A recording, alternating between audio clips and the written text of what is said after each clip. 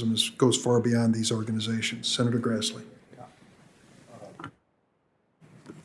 Mr. Olsen, your division has a very big job keeping track of both domestic and terrorism and international terrorism. So I was surprised to see the Attorney General think that your division should redirect time from those threats to policing matters of local school boards.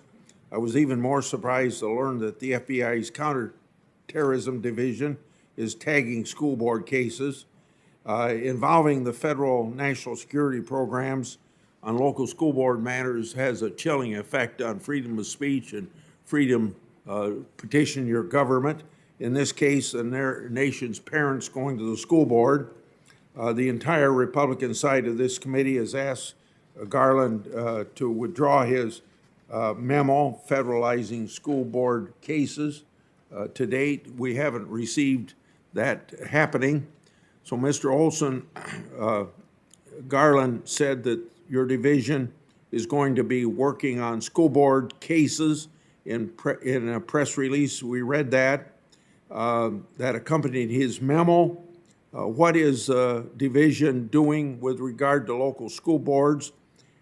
And for Ms. Sanborn, is it true that the counterterrorism division is tracking school board cases?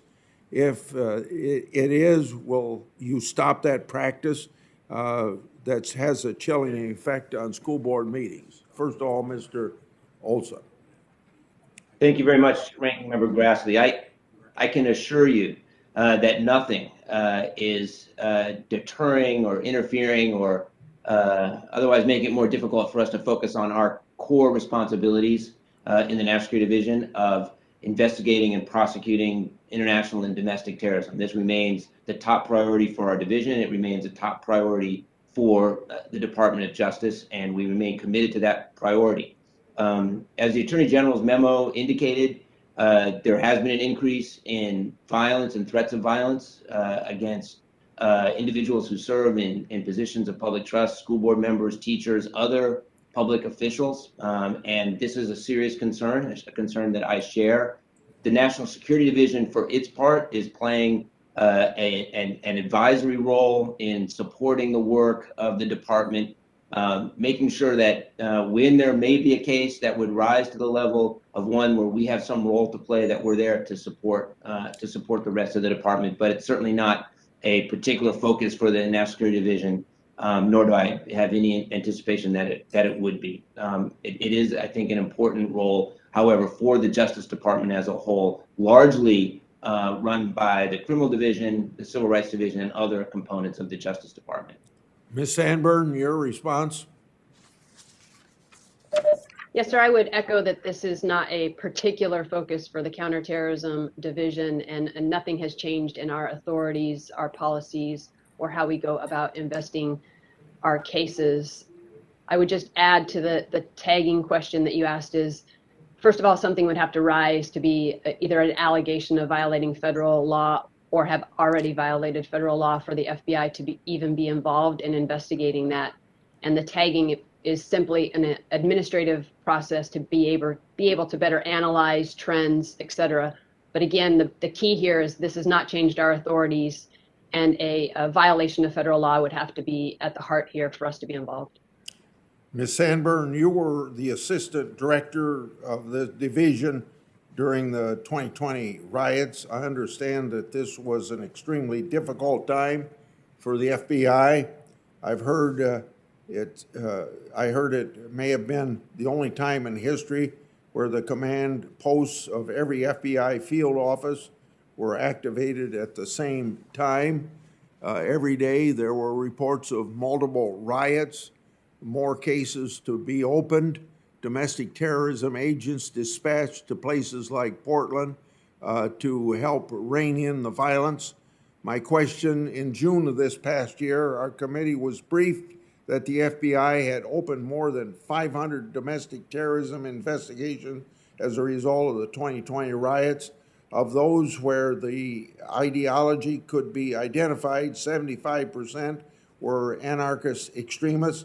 Anarchist extremism is the FBI term for Antifa. The FBI told us then that they were still trying to hold other subjects accountable for acts during the summer riots. Has the number of domestic terrorism investigations opened as a result of the 2020 riots grown or changed since June of that year? And my second question, I think it's fair to say that the FBI was surprised by a lot of the riots that happened in 2020 and the Capitol riot as well on January 6th. How is the FBI improving its visibility into improvements that it has previously not tracked well, like the anarchist extremists? I'll wait for your answer. Thank you, sir. I appreciate the opportunity to quickly talk about the investigations as it relates to 2020 and the violence that we all saw around the peaceful protest. And it's hard to understand the aggregate of that, so I appreciate the opportunity. We have opened about slightly more than 800 cases. So yes, more than when you were last briefed on that. And our arrests in those cases are just a little bit north of 250. So still making progress on those cases.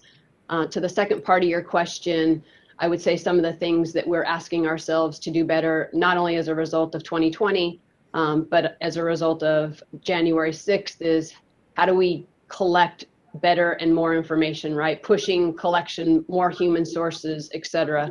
I think you heard me say previously, you've never met an analyst that didn't want more intel. And so we are definitely trying to do better in collecting and gathering information from sources. Sharing information quickly and as broadly as possible is another area that we're continuing to try to improve. Thank you, Ms. Sanborn. And Senator Grassley. Senator Hirono. Thank you, Mr. Chairman. I think it's really important for us to be clear about what happened on January 6th.